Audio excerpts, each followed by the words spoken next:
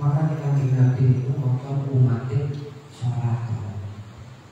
dikongkon nyeduk dengan pangeran, dikongkon banyak istighfar, bertobat, dan tidak hati sini kemudian agar banyak sedekah, sholat, masuk. Sehingga ketika terjadi kiamat, kita itu dalam keadaan iman, dalam keadaan melakukan ibadah. Seandainya karena itu nggak muncul, bulannya nggak muncul, dan jadi kiamat kita itu kondisinya betul khotimah. Itu termasuk welas asih Kanjeng Nabi ngengken kula lan panjenengan sedaya untuk bertakarrub melaksanakan sholat gerhana. Tujuannya itu termasuk hikmahnya itu juga begitu. Tapi berhubung ini waktunya juga ngaji, ini kula ini saya sih sampai nanti 6:30 lebih 9 49 39.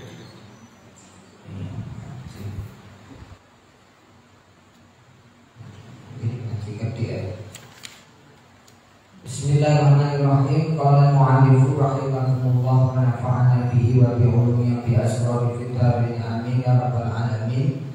Iki waqala Asy-Syafi'i masih menerangkan bab faslun atau fardhu sholatil maktubah, keutamaan sholat maktubah. Waqala Asy-Syafi'i, dawu sapa Asy-Syafi'i Imam Syafi'i radhiyallahu anhu wa akharuna lan ulama-ulama liyane. Dawune napa Imam Syafi'i kali ulama-ulama yang lainnya, anna tarika sholati ing sakmene wong kang ninggal sholat. Orang yang meninggalkan sholat iku yakfuru kufur sapa tali sholat. Ini stahan lamun ngalorno sapa tali sholat atarka ninggal sholat. Au jahada utawa anas ingkar sapa tali sholat al-wujubah ing wujube sholat. Menurut Imam Syafi'i dan imam-imam yang lainnya, ulama-ulama yang lainnya, bahwasanya orang yang meninggalkan sholat wajib, sholat 5 waktu itu dihukumi kufur apabila di dalam hatinya menganggap halal boleh atau enggak wajib, ingkar bahwasanya sholat itu wajib. Seketika itu langsung kufur. Gak perlu lagi disuruh untuk tobat, gak perlu, karena dia sudah yakin atau berkeyakinan ingkar dengan kewajiban sholat. Beda lagi kalau orang itu males, masih yakin dia dengan kewajiban sholat, cuman dia males sehingga sholatnya tidak dikerjakan. Itu disuruh tobat, gak langsung dibunuh. Tapi kalau sudah yakin dia menganggap halal, sholat 5 waktu dianggap halal, dianggap tidak wajib, padahal itu adalah dalilnya sudah pasti, sudah mutawatir, sepakat para ulama. Maka nggak perlu lagi langsung dibunuh, halal dibunuh. Tapi yang ini ya pemerintah. Wa illa lamun orang istahala, lamun istahala aujahada, apabila dia itu tidak menganggap halal, apabila dia menganggap halal atau ingkar wajibnya itu yuktalu dan pateni sopo tarikus sholat bitaki ada di sholat dan wahidatin kelawan ninggal ngelakoni sholat siji hatta yakhruja hingga metu apa wakul jami waktune ya jamak sholat. Maka orang yang menganggap tidak wajib menganggap halal sholat, dia cukup meninggalkan satu sholat saja sudah dihukumi kafir. Gak perlu ngenteni waktu jamak. Maksudnya itu kayak duhur kayak asar itu kan saged dijamak. Misalkan ada orang nggak sholat duhur sampai keluar waktunya sampai asar, ini nggak boleh langsung dibunuh, tapi nunggu sampai waktunya asar habis. Karena bisa saja sholat duhur ini dijamak sama dia, bisa saja karena bisa dijamak akhir. Tapi kalau itu orangnya males ditunggu. Tapi kalau orangnya itu sudah yakin bahwasanya sholat itu nggak wajib, menganggap halal sholat, dia cukup meninggalkan satu sholat saja sudah dihukumi halal, dibunuh nggak apa-apa, nggak usah disuruh tobat karena dia sudah ingkar.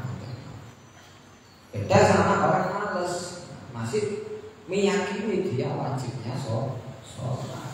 Ya apa carane beda biologi kelawan mukul gulune dipukul. Gulune wong kang ninggal sholat bisa dikelawan pedang. Jadi dihaluju diketok gulune. Maka dia dianggap mengingkari wajibnya sholat. Disuruh tobat dulu. Kalau dia masih tidak mengerjakan sholat itu karena alasan atau ketumpul pekerjaan dan lain sebagainya, maka harus disuruh tobat dulu. Kalau nggak mau, ya itu baru dikisah. Gak mau tobat, gak mau melakukan sholat itu ya harus dihukum. Kecuali kalau dia meninggalkan sholatnya itu karena udhur yang diperbolehkan, maka nggak boleh kita langsung bunuh. Atau pemerintah nggak boleh langsung bunuh. Nah, udhurnya udhur sah. Karena dikis sholat itu kaya orang meninggal sholat. Wakilan dan kedagake opo bidot bin kelawan dan pukul bil aso kelawan teken tongkat. Jadi ada yang mengatakan ulama itu enggak dibunuh, enggak diketok gulune karo lading, tapi dikepuk karo tongkat sampai mati. Ini luwe loro, ngrasakno loro sik sampai mati. Dan enggak langsung mati gak rasa. Tapi lek dikepuk ya kerasa kabeh sampai mati. Wakila ada ulama yang mengatakan binu khasin bihadidin kelawan denyos, bihadidin kelawan wesi kang panas, denyos sampai mati lah ya gelem wonten ulama sing ngomong sing berpendapat kayak begitu. Ila ayu sholiya tumeka maring salat sapa tarikus salat au yamuta atau mati sapa tarikus salat sampai gelem salat ditunggu ayo salat di nek gelem salat ya wis gak sida dipati. Tapi lek gak gelem yo harus ayyamuta sampai mati. Mungkin beratnya kewajiban salat itu hukumannya kayak begitu. Beda dengan meninggalkan kewajiban-kewajiban yang lain. Kayak sholat ditinggal, apalagi sampai melewati waktu jamak, gak ada udhur, duhur, asar sampai maghrib, nanti gak sholat, gak ada udhur, itu harus disuruh tobat sampai dia mau melakukan sholat. Kalau enggak ya berarti konsekuensinya di halal darahnya. Ila ayyamuta ila ayyusolliya au yamuta sampai nanti.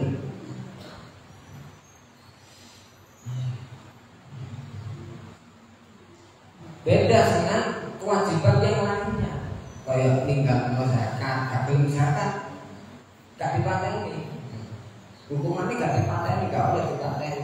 Karena apa? Wong gak gelem zakat, kewajiban zakat bisa diambil dengan paksa. Beda dengan sholat. Wong dikon sholat, gak gelem ya ono carane. Jadi wong dipateni.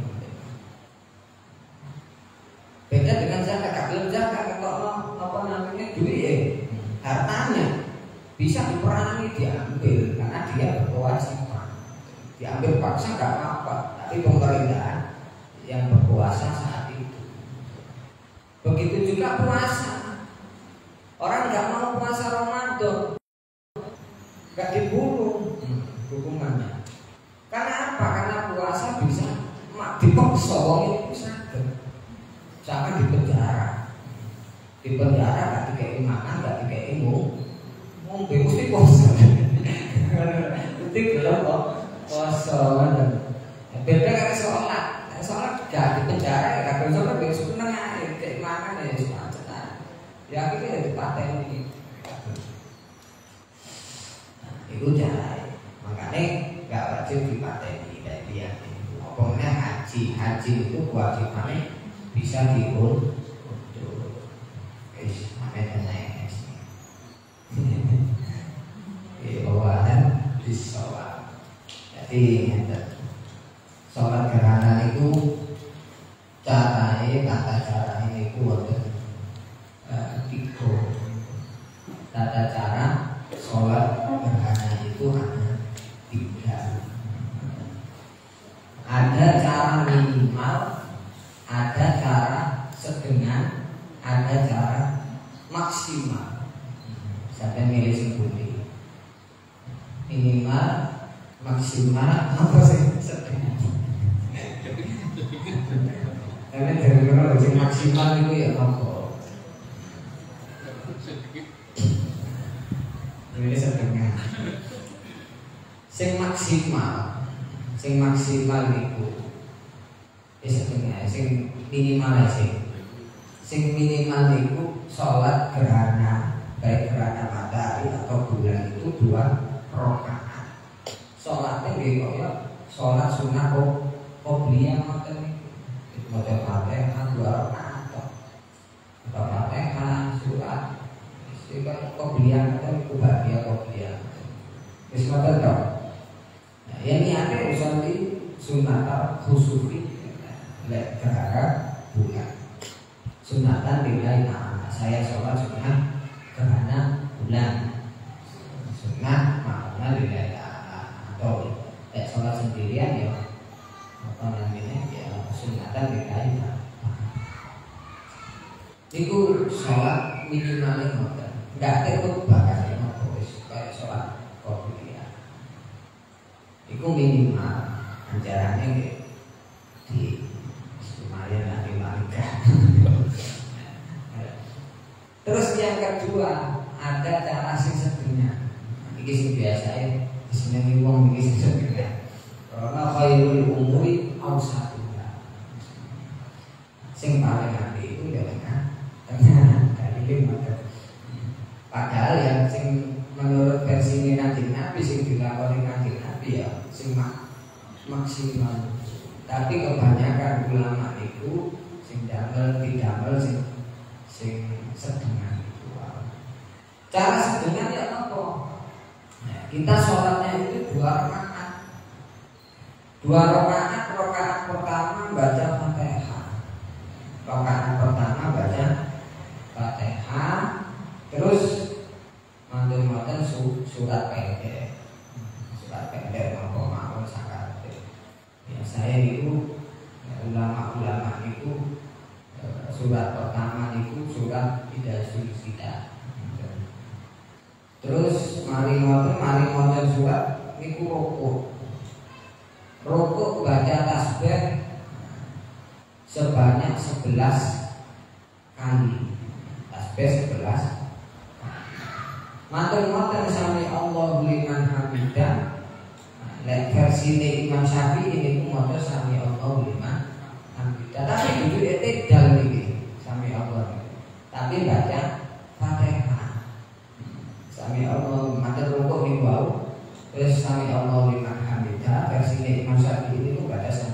tapi Imam Hambali maca Allahu Akbar. Tapi khawatir nek maca Allahu Akbar kok sujud. Lali langsung sujud. Kok kayak sampai gak lali tapi imam itu gak lali. Repot ya nulu ilang. Jadi manten rukuk niku sami Allahu liman hamidah.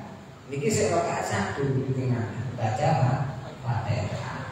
Setelah baca Fatihah baca surat pendek. Urutane dan Al-Qur'an niku Al-Adiyat niku surat pendek Al-Adiyat. Maten rukuk maca tasbih 11 Terus manten sujud duduk di antara dua sujud lagi bangun. Nah, bangun ini rakaat kedua. Rakaat kedua dikoyo rakaat pertama. Baca Fatihah, kemudian surat pendek urut ayat Al-Qari'ah. Manten rukuk tasbih 11 kali. Terus berdiri lagi sampai awal liman hamidah baca Fatihah. Terus baca surat pendek Al-Ha, manten rukuk, sujud dan seterusnya tasyahud akhir salam. Niku versi sing sederhana. Lah versi maksimal ya apa? Ya versi maksimal ya tetep kaya versi salate sing sedengan niku 2 rakaat. 1 kali rakaat niku 2 rukuk. Niku ya ngoten niku. Tapi bacaane bedane niku. Ten sunate. Lek Kanjeng Nabi niku rakaat pertama sak mambunge baca Fatihah, baca surat Al-Baqarah. Alif Lam Mim sampai nomor sing terakhir niku.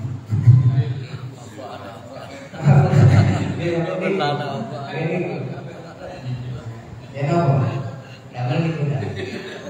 Punya apa? Al-Baqarah niku pinten juz niku dah. Sekali juz lebih.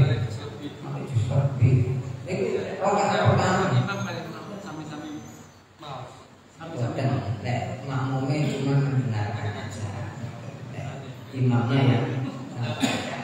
Soalnya mendengarkan imam baca surat itu juga dapat pahala juga.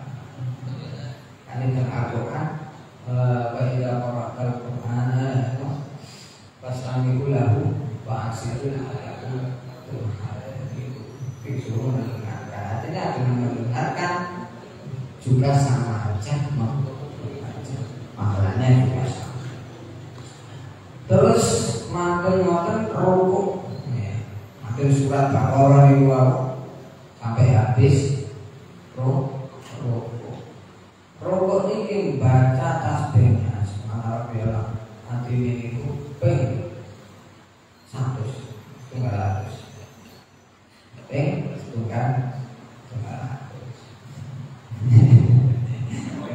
suwe niki versi maksimal itu sing dilakoni Kanjeng Nabi ngoten.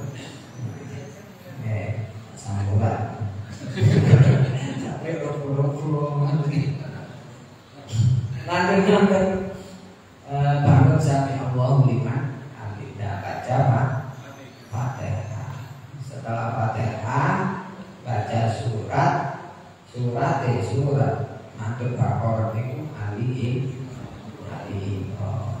Imran baca Alif Lam Mim nanti sampai dari asobiru warobitu niku. Niku teh. Kita jus niku. Niku sing sak rakaat. Manten rukuk maca tasbih 80 kali. Tasbihnya niku 80 kali 180 tasbihnya. Untuk sujudnya nggih ngoten. Nggih padha kali rukuk ini wah. Terus sujudnya terus akar. Manten sujud ya, nanti rukuk kedua itu di rakaat pertama, rukuk sujud, nah sujud kedua bangun, nah itu rakaat kedua. Rakaat kedua ya sama dengan rakaat pertama, baca Fatihah, cuma bedanya suratnya An-Nisa urut itu sampai hari awal sampai akhir An-Nisa. Atau ada rukun itu model tasbih mau rukun itu bulu. Atau model sampai awal 5 hadidah terakhir baca Fatihah surat di Al-Maidah sampai entek. Maka dan rukuk ini baca tasbih 50 kali. Itu versi iman untuk sujud ya, kedua sujud tahiyat salam. Mandan salam khutbah kan kerana bu itu sunnah. Mudah lihat itu banyak. Kami saya syukur, saya dengar ya, milih saya dengar enggak khutbah sih, kayak gitu. Nah, cuma ya kami balik. Terus kata kayak sampai selawat ya, ini sebilalis ini masuk banget. Jadi sampai selawat ya. Salam Muhammad. Ya 2 kali ya kalau bagi seperti sholat Idul Fitri Idul Adha. Kenapa? Nggak sih pun ini. Terus dengan dengan bau berarti baca Fatihah, terus nanti imam baca tidak silsilah. Ketika itu sampai mendengarkan baca Fatihah. Cuma nanti rukuknya baca 11 kali sujud di momen kita 11 semuanya. Jadi kayak 11 ya. Dan ulangan itu ditambah 11 semuanya. Sujudnya juga kan 11 kali. Duduk di antara 2 sujud dari pisang awan. Sujud itu sih bawa ada rukuk. Soalnya itu rukun panjang. Duduk di antara 2 sujud itu kali tidak kan rukun pendek. Tidak sulit-sulit kecuali sholat tasbih. Sholat tasbih itu memang tuntunannya itu. Tasbihnya rukun ya 10 itu etika ya 10 memang tuntunannya gitu. Tapi nggak boleh nambah-nambahin cuma itu kayak duduk di antara 2 sujud. Cuma ya dipilih warhamni wajibuni afakni wajibuni wa'afini afu'ani ngoten. Terus konten mami cuma itu diajarkan Rasulullah apa dungane Allahumma inni a'udzubika. Itu gak apa-apa sih diajarkan Rasulullah, gak apa-apa dibaca. Tapi lek dungane sih gak diajarkan Rasulullah ketika duduk di antara 2 sujud gak boleh dibaca karena gak ada tuntunannya, juga pendek rukun pendek. Sama mengenal langsung lagi ini ke sisi mungkin waktu sholat karena khutbah